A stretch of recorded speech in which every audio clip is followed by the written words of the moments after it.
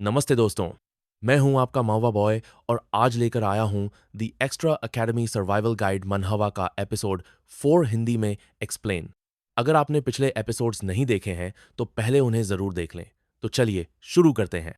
क्लियस के पीछे अग्नि आत्मा की दमनकारी शक्ति मंडरा रही थी और वह पसीने से तर बतर हो गया। वह डर के मारे चीखते हुए भाग खड़ा होता है और एड पर धोखा देने का आरोप लगाता है। वह जोर जोर से गालियां देता है और अपने डर में इधर उधर भागते हुए खुद को चोट से बचाने की कोशिश करता है। इस बीच लेल बाहर खड़ी एक गहरी सांस लेती है। उसे याद आता है कि जब क्लियस टार्किन की ओर दौड़ा तो हमारा बंदा एड ने उससे कहा था कि अब जब वे क्लियस को नेल हॉल के कॉरिडोर तक ले आए हैं तो उनकी योजना का हिस्सा पूरा हो गया है। उसने यहां तक कहा था कि शायद क्लियस खुद टार्किन को हरा दे। वॉर्टेल ने चालाकी से मुस्कुराते हुए पूछा था कि क्या डैरी वाकई क्लियस की बलि देने जा रहा है। लेल ने उसे जवाब दिया कि यह एक बुरा विचार नहीं है, लेकिन वह नैतिक आलोचना से नहीं बच पाएगा। हालांकि एड ने कहा कि यह कोई बलिदान नहीं है। मिस्टर ग्लूम, क्लियस भले ही कैसे भी दिखे, वो टॉप स्टूडेंट है और बहुत ही मजबूत है। वो इतनी आसानी से टार्किन से नहीं हारेगा। एड ने यह भी बताया कि असली अहम भूमिका फॉक्स गर्ल की होगी और इसलिए अब वह नेल हॉल के बाहर खड़ी थी, जहां से सबड्यूइंग टीम को अंदर भेजना था और टार्किन को एक क्रिटिकल हिट लगानी थी। लैल मुस्कुराए और अपनी ऊर्जा को एकत्रित करना शुरू किया। उसे हमारे बंदे की बात याद आई कि लोग भले ही हिचकिचाएं या खुद पर शक करें, लेकिन वे इस काम में अच्छे हैं। जैसे ही एड ने कहा था, फॉक्स गर्ल की जादुई शक्ति सक्रिय होती है और वह नेल हॉल की दीवार में एक विशाल छेद कर देती है। दीवार गिर जाती है और मलबा उसके पैरों में बिखर जाता है। सबड्यूइंग टीम के सदस्य चौंक जाते हैं और पूछते हैं कि वह क्या कर रही है। लॉटेल बस मुस्कुराती है और कहती है, चलो अंदर। उसे याद आता है कि जॉइंट कॉम्बैट ट्रेनिंग के दौरान भी उसने एक बार नेल हॉल की छत को मध्य स्तरीय निषिद्ध जादू से उड़ा दिया था। अब उसे समझ आता है कि एड ने यह काम उसे क्यों सौंपा। अब एंट्री पाथ बन चुका है, अब बस क्लियस का काम बाकी था। क्लियस दौड़ता हुआ नेल हॉल से बाहर आता है, ठीक उसी समय जब लेल उसके बारे में सोच रही होती है। टार्किन उसका पीछा कर रहा है और क्लियस चिल्लाता है कि वह एड और लेल दोनों से नफरत करता है। चाहे योजना सफल हो भी जाए और रेड पार्टी बिना टार्किन से लड़े अंदर चली जाए, लेल और क्लियस को टार्किन से निपटना ही पड़ेगा। अगर टार्किन स्टूडेंट प्लाजा में खुला घूमता रहा तो कोई भाग नहीं पाएगा। मिस्टर ग्लूम, क्लियस घबराया हुआ है और लेल से विनती करता है कि उसे बचा ले। लेल को एड की एक और बात याद आती है जब उसने टार्किन को मारने की योजना पर सवाल उठाया था। एड ने समझाया था कि हाई रैंक टार्किन भाग नहीं सकता, उसे केवल पकड़ा जा सकता है। टार्किन की शेल की वजह से उस पर कोई हमला असर नहीं करता। और ये तो उन्होंने जैनिक और लॉर्टेल की प्रैक्टिस फाइट में पहले ही देख लिया था। एड याद दिलाता है कि उस लड़ाई में फॉक्स गर्ल हार गई। थीरेड पार्टी का कोई भी सदस्य टार्किन को खरोंच तक नहीं पहुंचा सका था। एड एक छोटा पाउच दिखाता है और बताता है कि उसके अंदर जो है उससे टार्किन की शेल को तोड़ा जा सकता है। उसे बस मना इकट्ठा करना है, जबकि लॉर्टेल और क्लियस जानवर को संभालें। अब एड खुद भी दौड़ पड़ता है। जैसे ही लॉर्टेल ने जानवर को जमाया, एड एक दरवाजा खोलता है क्योंकि उन्हें जरूरत है ओवरवेलमिंग फायर पावर की। दरवाजे के पीछे उसे मिलती है लेजी लूसी, जो न जाने कब से सो रही थी। बहुत ही कम लोग इस गेम में वह सारे अचीवमेंट कंडीशन पूरे करने की कोशिश करते हैं जो इस पार्ट को पूरा करने के लिए जरूरी हैं, लेकिन एड ये अनगिनत बार कर चुका है और जानता है कि कौन सी स्थिति में कौन सा हथियार चाहिए। इस केस में वो हथियार है लूसी। वह लूसी को कंधे पर उठाता है। लूसी बड़बड़ाती है कि वह बस एक झपकी ले रही थी। एड गुस्से को मुश्किल से रोकता है। उसे समझ नहीं आता कि कोई इतनी तबाही के बीच भी कैसे सो सकता है। लूसी इतने लंबे समय से सो रही है कि अब इसे झपकी नहीं कहा जा सकता। उसका शेल्टर भी एस्ट्रॉयड पैनिक में तबाह हो गया था, इसलिए वह छत पर जाकर सो गई। वह पूरी कहानी से बाहर रही क्योंकि गेम की स्क्रिप्ट उसे जानबूझकर दूर रखना चाहती थी ताकि जैनिक की स्टोरी लाइन को आगे बढ़ाया जा सके। लेकिन अब एड उसे ओबाल हॉल से खींच लाया है। लूसी अचानक जाग जाती है क्योंकि उसे बीफ जर्की की खुशबू आती है। उसकी पावर फिलहाल बहुत कम है, इसलिए एड उसे बीफ जर्की से भर देता है ताकि उसकी ताकत लौट आए। असल में वह सीक्रेट पाउच जिसमें कुछ खास बताया गया था वो बीफ जर्की से भरा हुआ था। लूसी को अब नखरे दिखाने की इजाजत नहीं है क्योंकि उसका टारगेट है फ्लेमिंग लिजर्ड टार्किन। एड को नहीं पता कि वह सही दूरी पर है या नहीं, लेकिन उसे फिक्र नहीं क्योंकि वो सेना में बहुत कुछ फेंक चुका है। उसे नेल हॉल वापस दौड़ने का समय नहीं है। वो समय पर लॉर्टेल और क्लियस की मदद नहीं कर पाएगा। इसीलिए वो लूसी को ओबाल हॉल की छत से उछाल देता है। अब जब टार्किन बाहर ग्राउंड में है, ये परफेक्ट स्ट्रैटेजी है। एड चिल्लाता है कि सब नीचे झुक जाएं। लूसी मिसाइल की तरह उड़ती है और ठीक उसी समय पहुंचती है जब टार्किन बर्फ की कैद से निकलता है और क्लियस और लॉर्टेल पर हमला करने वाला होता है। लूसी टार्किन के रास्ते में पहुंच जाती है और वहीं विस्फोट कर देती है। वह high rank electrokinesis divine punishment activate करती है। उसकी चमक इतनी तेज है कि ऐसा लगता है जैसे वह न्यूक्लियर बम बन गई हो। उसका धमाका इतना जबरदस्त होता है कि वह क्लियस और लॉर्टेल को भी उड़ाने ही वाली होती है। टार्किन की तरफ से आ रही भीषण धमाके की ताकत से लॉर्टेल जैसे तैसे खुद और क्लियस के चारों ओर एक जादुई शील्ड बना पाती है। वहीं हमारा बंदा एड भी रेलिंग को कसकर पकड़ लेता है क्योंकि लूसी के धमाके की ताकत उसे भी उड़ाकर फेंक सकती थी। यह पूरा पल सबसे महत्वपूर्ण था क्योंकि टार्किन एक हाई रैंक फायर स्पिरिट था जिसकी शेल बहुत सख्त थी। लेकिन लूसी के हाई लेवल जादू के बाद उसकी शेल टूट जाती है। अब उस पर सामान्य हमले भी असर करने लगते हैं। एड सीढ़ियां उतरते हुए दौड़ पड़ता है क्योंकि उसे पता है कि टार्किन के हारने के बाद काफी ईएक्सपी मिलेगा। वह सोचता है कि इतनी दूर आ ही गया हूं तो लड़ाई की लूट स्पॉइल्स ऑफ वॉर में हिस्सा जरूर लूंगा।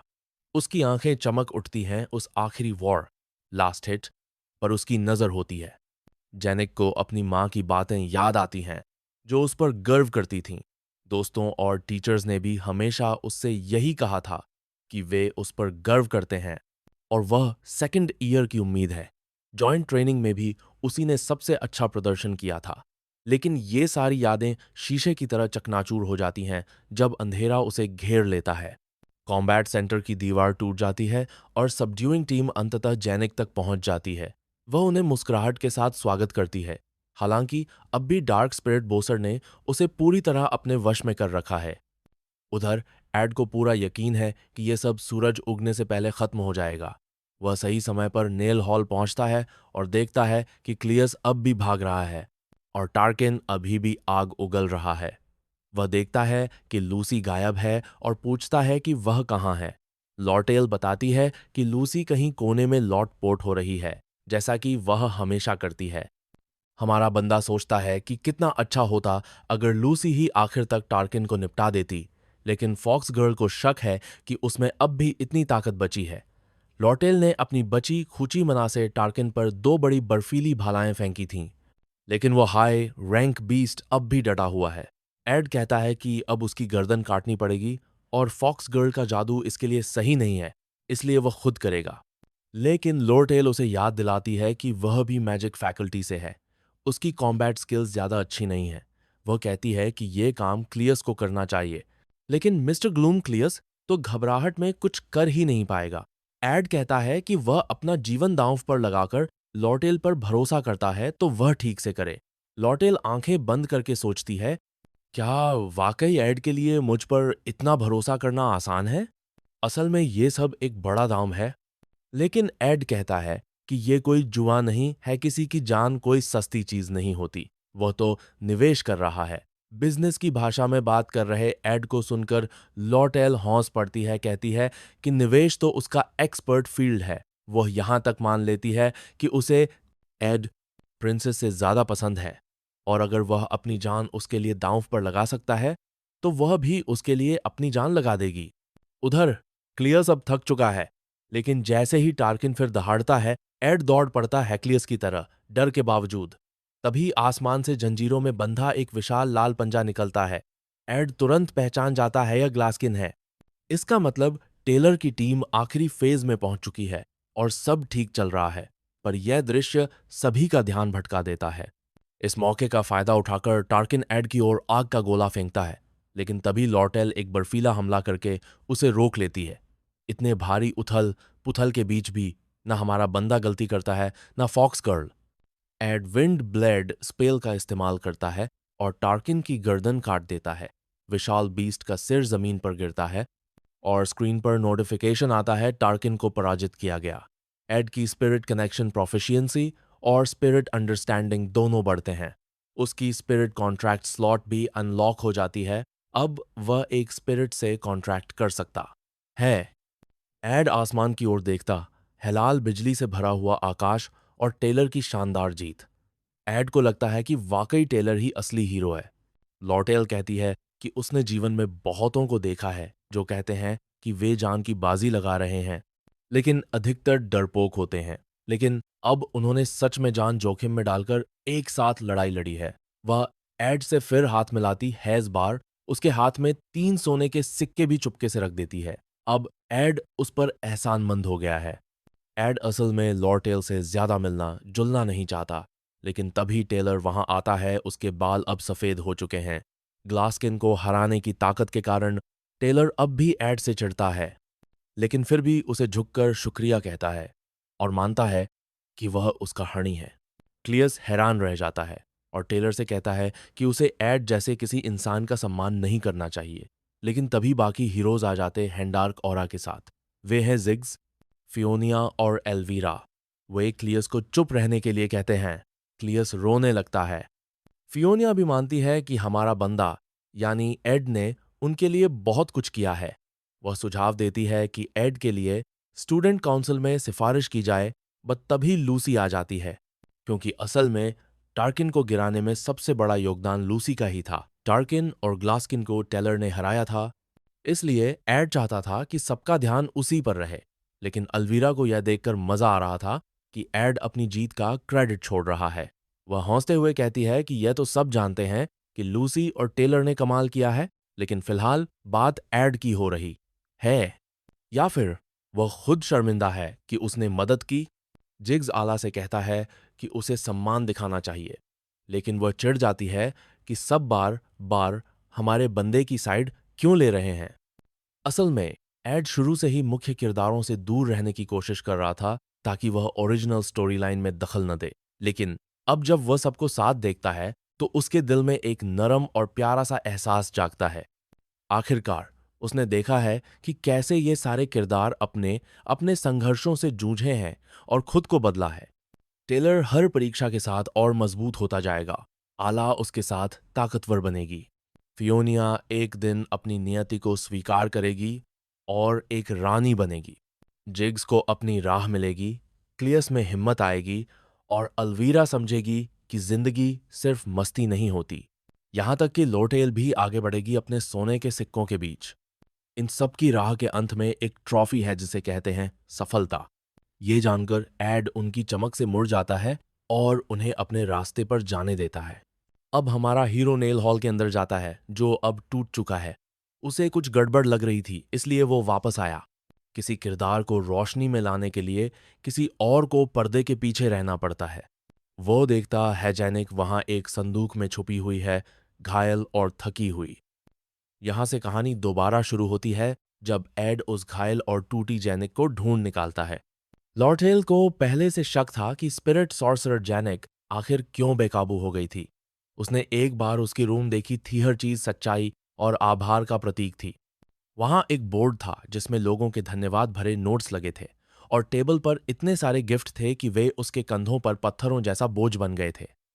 उसकी तकलीफ यह थी कि वो दुनिया के प्यार और उम्मीदों के बोझ को सह नहीं पाई। वो उन सबको जवाब देने की जिद में टूट गई। वेलोस अंधकार की आत्मा ने उसी कमजोरी का फायदा उठाया और वह पागल हो गई। स्पिरिट सॉर्सरर को जॉइंट ट्रेनिंग की हीरो माना गया क्योंकि लूसी ने टेलर और मिराल्डा को एक ही वॉर में हरा दिया था। लूसी ने मिराल्डा से कॉन्ट्रैक्ट किया था क्योंकि वो अक्सर नॉर्थ फॉरेस्ट में जाती थी। वहां उसने आराम करने के लिए एक परफेक्ट जगह बनाई थी। ये सब कुछ 1 महीने पहले हो गया क्योंकि एड अभी भी स्टोरी में था, जबकि उसे पहले ही निकल जाना चाहिए था। जैनिक हौंसते हुए कहती है कि उसे उम्मीद नहीं थी कि एड इतनी आसानी से उसे ढूंढ लेगा। बाकी सब तो उसे भूल ही गए थे, जो थोड़ा दुख भी देता है। इतनी बड़ी तबाही मचाने के बाद जब सबकी निगाहें उस पर थीं, अब सब खत्म हो चुका है और वह अकेली है। वह चाहती थी कि थोड़ी देर और छुपी रहे क्योंकि वो अब अगली क्राई करने वाली है। एड को मील का वो मैसेज याद आता है जिसमें कहा गया था जेनिक को बचाना। शायद यह उसे खलनायक बनने से बचाने के लिए था, लेकिन एड मानता है कि मेराल्डा सिर्फ उस पर आए भारी दबाव को लेकर परेशान थी। एड खुद ही जेनिक से दूरी बनाए रखता था, इसलिए शायद वही था जो उस पर सबसे बेहतर भरोसा बन सकता था। दुर्भाग्यवश सब कुछ असफल हो गया। जेनिक ने एक हाई स्पिरिट से कॉन्ट्रैक्ट करने की कोशिश की, लेकिन हड़बड़ी में वह अंधेरे की आत्मा का शिकार हो गई। इससे फैकल्टी बिल्डिंग भी तबाह हो गई। वह रात रात भर मैजिक पढ़ती थी, सबके सामने मुस्कुराती थी, लेकिन अंदर ही अंदर टूटती जा रही थी। पूरा प्रोसेस जितना खूबसूरत था, असफलता भी उतनी ही खूबसूरती से आई, और वह अब भी सुंदर है, भले ही वह रो रही हो। एड को नहीं पता कि वह उसे कितनी राहत दे सकता है, लेकिन वह उससे कहता है कि उसने बहुत मेहनत की है उस मंच पर जहां सभी उसे सराहते हैं। लेकिन उस मंच के पीछे अंधेरा और सन्नाटा होता है। अब मंच पर मुख्य किरदारों की तालियों के साथ झलक है और पीछे एड और जेनिक अकेले खड़े हैं। एक्ट 1 की खलनायिका अब मंच से विदा लेती है और वह रोती है। एड ये सब देखता है, ये पहली बार है जब वह उन सुंदर स्पिरिट्स को देख पाता है जो जेनिक के आंसुओं के बीच उसके आस पास मंडरा रही थीं। अब उसे महसूस होता है कि उसने एक्ट 1 को पूरी तरह खत्म होते देखा। उसकी स्पिरिट कनेक्शन और स्पिरिट अंडरस्टैंडिंग दोनों लेवल 10 तक पहुंच जाते हैं और अब कई आत्माएं उसमें रुचि दिखाती हैं। 10 दिन बीत जाते हेंजेनिक की अनुशासनात्मक समिति की सुनवाई के बाद उसने अपनी गलती स्वीकार की और कहा कि वह सजा के लिए तैयार है। पहली सुनवाई में उसके सभी प्रोफेसर्स और दोस्तों ने उसका समर्थन किया। दूसरी में फियोनिया ने गवाही दी कि जेनिक ने जानबूझकर राजघराने की हत्या की कोशिश नहीं की थी, वह तो वॉसर के कंट्रोल में थी। लोरटेल ने भी आगे आकर हुए नुकसान की भरपाई के लिए एलाइट मर्चेंट एसोसिएशन की मदद से पूरा खर्च चुका दिया बिना किसी बदले के। हालांकि उन्होंने एक शर्त रखी कि स्कूल सप्लाई पर कस्टम फीस आधी कर दी जाए। अंत में जेनिक से टॉप स्टूडेंट्स को मिलने वाले फायदे, पुरस्कार और ऑनर वापस ले लिए गए। उसे अगले सेमेस्टर के लिए ऑफिस हॉल से डिस्क्वालीफाई कर दिया गया। उसे 10 दिन की प्रोबेशन और 20 दिन का सस्पेंशन मिला, लेकिन निकाला नहीं गया। ये सब मानो किसी कमिंग ऑफ एज ड्रामा की इमोशनल मोन्टाज जैसी लगा, जहां स्टूडेंट्स और टीचर्स मिलकर उस पर गर्व कर रहे थे। सबको राहत की सांस मिली थी जब खबर आई कि स्थिति अब सामान्य हो गई है, लेकिन छात्रों ने धीरे धीरे नोटिस किया कि जनिका बहुत तनाव में दिख रही थी। इसलिए उसकी सबसे अच्छी दोस्त क्लारा और एनी उसका मूड ठीक करने के लिए मेहनत करती हैं। उन्होंने उसके लिए एक सुंदर सी चाय पार्टी तैयार की, जिसमें तरह तरह की टेस्टी चीजें खाने के लिए रखी गई थीं। साथ ही वे आपस में याद दिलाती हैं कि किसी भी तरह की बुरी घटनाओं की बात नहीं करनी है, ताकि जनिका का मूड ना खराब हो। जनिका जब आती है तो वह थोड़ी परेशान और ध्यान भटकाए हुए लगती है। अचानक ही वो ब्लश करते हुए पूछती है, पसंद करने और प्यार करने में क्या फर्क होता है? ये सुनकर उसकी दोस्तें हैरान रह जाती हैं। वो पूछती है, ऐसी बात अचानक क्यों पूछ रही हो? शर्म और घबराहट में जनिका जल्दी से कहती है, वो मेरी एक दोस्त ने ऐसा सपना देखा है। वो बताती है कि उसकी दोस्त ने एक सपना देखा जिसमें वो एक सुंदर बगीचे में फूलों के बीच राजकुमारी की तरह घूम रही थी। तभी एक शांत और सधा हुआ लड़का घोड़े पर सवार होकर आया, जैसे कोई शाही योद्धा हो। उसकी आंखों में प्यार की चमक थी। उस लड़की, मतलब खुद जनिका, ने उस लड़के के लिए एक फूलों की माला बनाई थी और दोनों ने मिलकर बगीचे में हाथ पकड़े पकड़े डांस किया, जैसे कोई डिज्नी मूवी हो। वो कहती है कि उसकी दोस्त को यह सपना बार बार आता है, लेकिन क्लारा और एनी तुरंत समझ जाती हैं कि जनिका खुद की ही बात कर रही है, क्योंकि जनिका तो प्रोबेशन सस्पेंशन में थी और किसी से मिली भी नहीं। एनी तो झट से माहौल से भागती है, बहाना बनाकर कि उसे असिस्टेंट प्रोफेसर की मदद करनी है, जिससे क्लारा अकेली रह जाती है। अब क्लारा को बहुत संभल कर चलना पड़ता है ताकि जनिका का दिल ना टूटे, वरना पूरी स्कूल में उसका लव स्टोरी फेलियर वायरल हो जाएगा। क्लारा धीरे से कहती है कि भावनाएं अक्सर उलझी हुई होती हैं और उन्हें समझना आसान नहीं होता, इसलिए फिलहाल के लिए बस ईमानदार रहो। फिर तुरंत जोड़ती है कि यह सलाह तो जनिका की दोस्त के लिए थी। जनिका यह सुनकर मोटिवेट होती है और कहती है, हाँ, मेरी दोस्त को यह बात समझाएंगे। क्लारा उसे यह भी सावधान करती है कि इतने सेंसिटिव टॉपिक पर बात करते समय थोड़ा ध्यान रखो, वरना लोगों की सोच पर असर पड़ सकता है। जनिका चौंकती है और तुरंत हाँ में सिर हिलाती है। बात संभल जाती है। क्लारा ने इस जनिका बम को सफलतापूर्वक डिफ्यूज कर दिया। जनिका ऑफिस हॉल की ओर जाती है अपनी सस्पेंशन रिपोर्ट देने के लिए। क्लारा वहीं बगीचे में बैठ जाती है। सोचते सोचते उसके सिर टेबल से टकरा जाता है। सुकून की सांस। उधर एड को याद आता है कि उसने कितनी मेहनत से पैसे बचाए थे और फियोनिया की पिटिशन की वजह से उसकी अगली सेमेस्टर की फीस माफ हो गई। जो थोड़े बहुत पैसे बचे उनसे उसने कुछ टूल्स खरीद लिए। लेकिन उसे ये देखकर हैरानी हुई कि जनिका कैंप में उसका इंतजार कर रही थी। वो तो अब तक उससे दूर भाग रहा था, लेकिन अब सब कुछ नॉर्मल था, तो वो कैजुअली बात करने की सोचता है। हाय, वो कहता है, लेकिन जनिका अचानक कूदकर एक पेड़ के पीछे छिप जाती है। एड तो पूरी तरह कंफ्यूज्ड। जनिका को क्लारा की बात याद आती है कि अपने इमोशंस के साथ ईमानदार रहो, लेकिन उसकी हिम्मत नहीं होती और वो बहाना बनाकर भाग जाती है कि उसे ऑफिस हॉल जाना है। एड के लिए ये सब बहुत ज्यादा था। फिर वह अपने नए टूल्स से उस झोपड़ी को बनाने में लग जाता है जिसका वह सपना देख रहा था। पहले दिन उसने एक ऐसी जगह चुनी जहां ज्यादा लोग ना आते हों। तीसरे दिन तक लकड़ी काटना शुरू कर देता है। उसकी विंड ब्लेड स्किल अब इतनी अच्छी हो गई है कि काम स्मूथली हो रहा है। चौथे दिन वह एक बार रुका और अपने रिजल्ट चेक किए। उसके प्रैक्टिकल और थ्योरी दोनों में अच्छे मार्क्स आए थे। लेकिन जनिका अब भी उससे बात नहीं कर रही थी और उसकी फ्रेंड्स उसे ऐसे घूरती थीं जैसे वह कोई अपराधी हो। 18वें दिन तक उसने लगभग सारा लकड़ी का काम पूरा कर लिया। 27वें दिन जब वो ट्रैप चेक करने गया तो देखा लूसी उस ट्रैप में फंसी हुई सो रही है। उसने सोचा कि अब बीफ जर्की को चारा बनाना बंद करना पड़ेगा। 30वें दिन उसकी झोपड़ी का एक पिलर टूट गया क्योंकि उसने जॉइंट्स को ठीक से फिट नहीं किया था। उस दिन वो एक बार फिर जनिका से बेकरी में मिला और उसने उसे देखते ही दौड़ लगा दी। उसकी फ्रेंड्स फिर घूरने लगीं। फिर 37वें दिन जिग्स उससे मिलने आता है और बताता है कि उसका रिकमेंडेशन सही था, टेलर अच्छा लड़का निकला। अब सब कुछ वापस अपनी जगह पर आ रहा था। एड जिग्स को बताता है कि चिमनी घर के किस हिस्से में होगी। 45वें दिन उसकी झोपड़ी तैयार हो जाती है। कोई फर्नीचर नहीं, न दीवारें ठीक से प्लास्टर हुई, पर अब वो दरवाजा बंद कर सकता है और कीड़े अंदर नहीं आ सकते। वो मुस्कुराता है। अब मेरे पास एक घर है। उधर जनिका दूर से देख रही थी, हाथ मुट्ठियों में और चेहरा लाल। अब एड को बस एक बोर्ड लगानी है, लकड़ी स्टोर करनी है और झोपड़ी कंप्लीट हो जाएगी। तभी उसे दिखता है कि लूसी उसकी छत पर सो रही है। तभी जनिका हिम्मत करके बोलती है, हाय। बेल्ला सीनियर मेड ने उसे पहले बताया था कि एड ने जंगल में एक शानदार घर बनाया है और सभी उसकी तारीफ कर रहे हैं। इसलिए जनिका वहां आती है और झूठ बोलते हुए कहती है कि उसे सिर्फ जिज्ञासा हुई थी, मुझे बस देखना था कैसा बना है। एड पूछता है, क्या तुम्हें स्पिरिट्स ने बताया? जनिका ब्लश करते हुए झूठ बोलती है क्योंकि असल में तो स्पिरिट्स उसे बताते रहे थे कि एड झोपड़ी बनाते समय कितना हॉट लग रहा था। फिर एड उसे अंदर बुलाता है और मिस लेजी लूसी ऊपर सो रही होती है।